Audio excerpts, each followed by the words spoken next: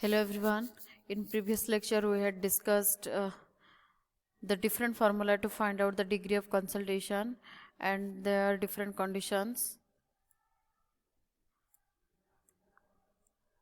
and the coefficient of compressibility, its formula, then coefficient of volume change and its formula.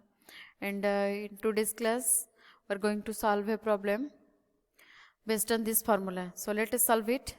The question is, in a consolidation test, the void ratio of the soil sample decreases from 1.20 to 1.10 when the pressure increased from 200 kilonewton per meter square to 400 kilonewton per meter square. Calculate the coefficient of consolidation if the coefficient of permeability is 8 into 10 to the power minus 7 millimeter per second. So this is our question. Let us solve it. First write down the given data.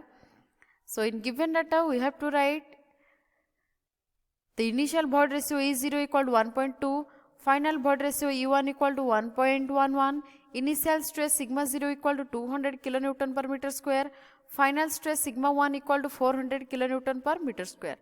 Again, coefficient of consolidation we have to find out here, Cb equal to question mark, coefficient of permeability, that is K equal to, it is given 8 into 10 to the power minus 7 millimeter per second.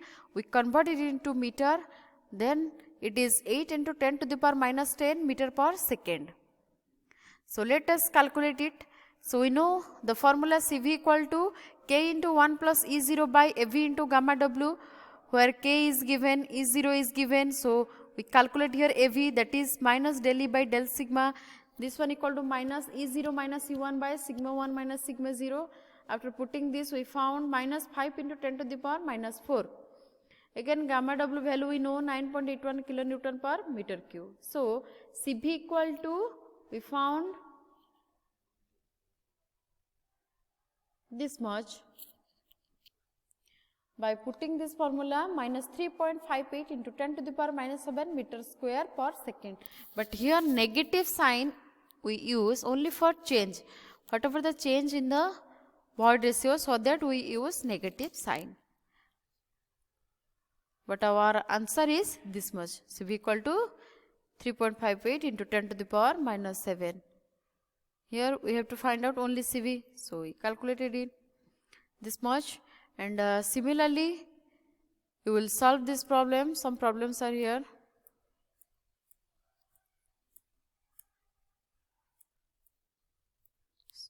So try to solve this problem. Next, this is a difference between primary consolidation and secondary consolidation. Already we have discussed in previous lecture. So in primary consolidation, this consolidation process occurs after initial consolidation process. Similarly, secondary consolidation process occurs after primary consolidation process. And in case of primary consolidation, in fine grain soil it occurs for long time, and for coarse grain soil it occurs for short time period. But consolidation it occurs for long time for any type of soil. Again here it also known as primary compression or primary time effect. Similarly, secondary consolidation also known as secondary compression or secondary time effect. So these are the basic difference between primary consolidation and secondary consolidation of soil. So this one, consolidation settlement.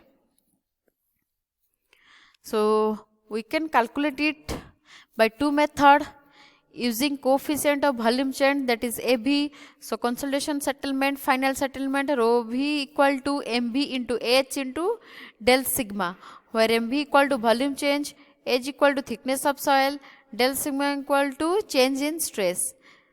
Similarly, by using void ratio E, the final settlement rho F equal to E, apply the formula E0 minus E by 1 plus E0 into H, where E0 equal to initial void ratio, E equal to void ratio, H equal to thickness of soil.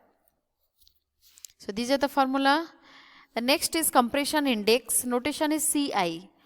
So this is a formula del E by del log sigma. So it is the slope of linear portion of graph plotted between void ratio versus effective stress in logarithmic or in log scale, so that it represent it, or mathematically we write it like del E by del log sigma. Next, again you solve some problem based on this formula. So next is effect of compaction on soil properties. It is an important question. So if we want to describe a question, the question is, what is the effect of compaction on soil properties? So the properties are, or the effect of compaction on soil properties are in density, shear strength, permeability, bearings capacity, settlement, soil structure, pore pressure, stress strain characteristics, swelling and shrinkage. So these are the basic effect of compaction on soil. So let us discuss one by one. So influence on density. So obviously if the compaction is to reduce the voids by expelling out air, and this results in increasing the dry density of the soil mass. Similarly, number 2 is influence on shear strength. Increase the number of contacts resulting in increased shear strength, especially in granular soil. So obviously if the compaction or the soil is compacted more, then obviously the strength or shear strength of this compacted soil is more as comparison to normal soil or without compaction soil. And in clays, shear strength depends on dry density, molding water content, soil structure, method of compaction, strain, drainage condition. Then number 3 is effect of compaction on permeability. As we know, density increases or dry density increases, so obviously it reduces the void or pores which are present within the soil. Thereby it obviously reduces the permeability or the flow of water within it. So increased compactive effort reduces permeability. Number 4, effect of compaction on bearing capacity. Increase in compaction increases the density, and so the number of contacts between soil particles also increases, hence bearing capacity of soil also increases by compaction. So this is a figure shows before compaction how the soil particles are present. Here the force is given or the compaction is continuing, and after compaction they are compacted together, and so the density increases, permeability decreases, also strength increases here, bearing capacity also increases as all the particles are compacted together, in which the number of void is very much less as comparison to before compaction state. Number 5 is effect of compaction on settlement. So compaction increases density and decreases void ratio, and this results in reduced settlement. So both elastic settlement and consolidation settlement are reduced by giving the compaction. Number 6, effect of compaction on soil structure in fine grained soil basically. So on dry side of optimum, the structure is flocculated and the particles repel and density is less. So addition of water increases lubrication and transforms the structure into dispersed structure. So in coarse grained soil, single grained structure is maintained. In composite soil, behavior depends on composition or different composition of soil. Then number 7 is effect of compaction on pore pressure. So clay soil compacted dry of optimum develops less pore water pressure than that compacted wet of optimum at the same density at low strains.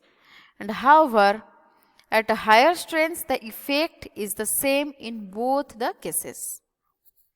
And number 8, effect of compaction on stress strain characteristics.